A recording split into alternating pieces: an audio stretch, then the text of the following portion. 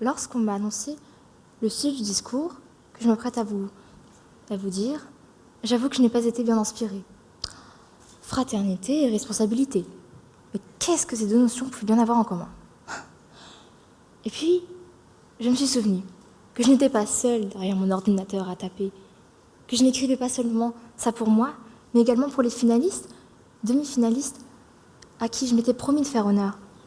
Et puis je me suis rappelée de mon père qui, au dîner de famille, a tenu à annoncer à tout le monde que sa fille était arrivée à la finale du concours d'éloquence de Paris-Saclay.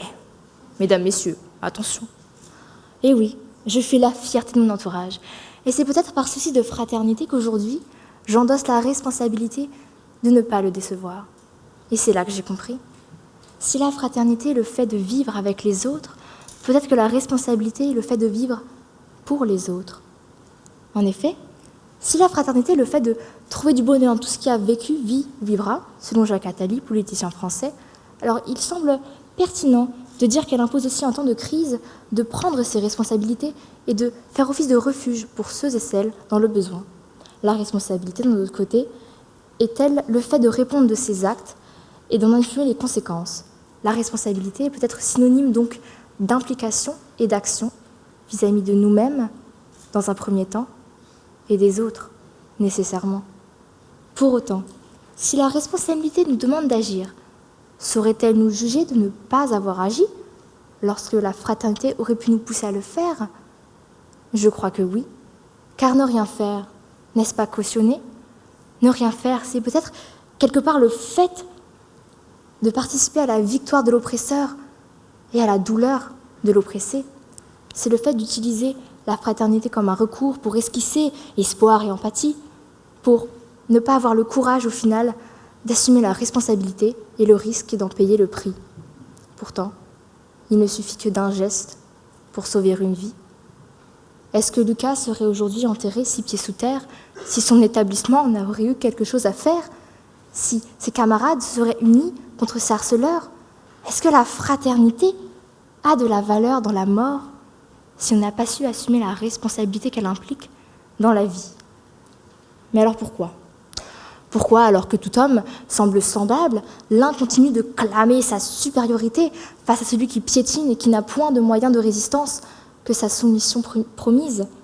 Pourquoi la société, alors qu'elle a besoin de la fraternité pour subsister, continue-t-elle de creuser les inégalités plus profondes que les tombes de se mordre dans la résilience?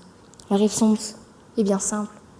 Elle est dans la nuance de nos couleurs de peau, dans la sonorité de nos langages et dans les hommes que nous aimons. Elle est en partie à la source de tous les conflits, de toutes les corruptions, mais pourtant n'est mise en lumière que dans l'ombre de ceux qui lui donnent de l'importance. La différence.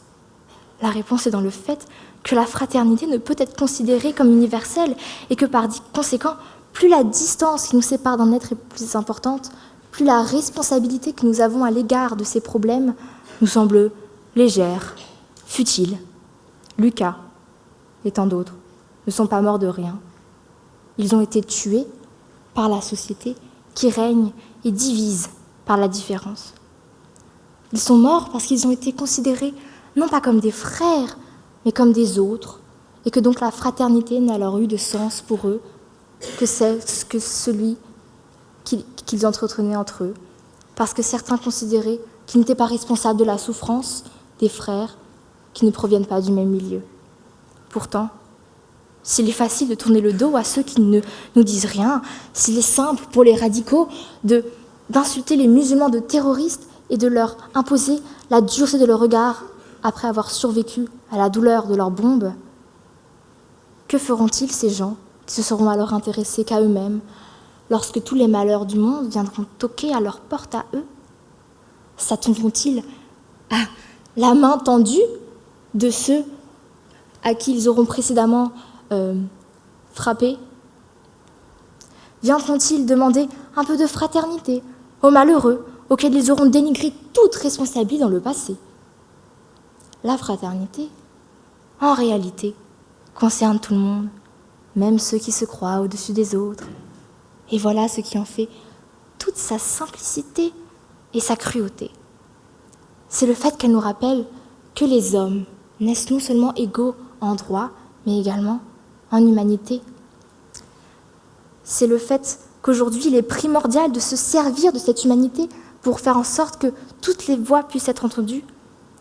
C'est le fait que pour recevoir l'aide d'un autre, il aura fallu d'abord l'aider.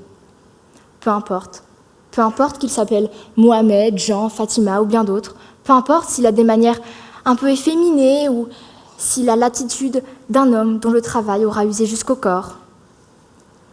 Comme le dit Virginie Despentes, il faut être crétin ou seulement malhonnête pour considérer une cause, une oppression comme inacceptable et en juger une autre, pleine de poésie.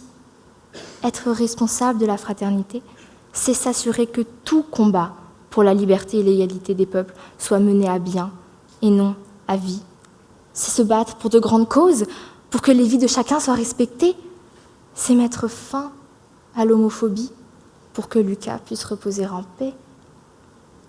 Mesdames, Messieurs, je n'ai point la prétention de me dire qu'en me tenant face à vous, je vais vous faire changer les idées, que vous allez demain vous engager pour les plus grandes causes du monde et que vous n'allez penser qu'aux autres. Non, pensez à vous, mais en pensant à vous, regardez autour de vous les Syriens et les Turcs asphyxiés sous les tombes, les Ouïghours génocidés dans des camps de concentration en Chine, les filles violées à qui on interdit l'avortement. Pensez à eux, pensez à vos frères. Par fraternité, éprouvez de l'empathie, mais par pitié, par responsabilité, faites quelque chose de vos vies. Merci. Merci Amélie. Amélie Saclay.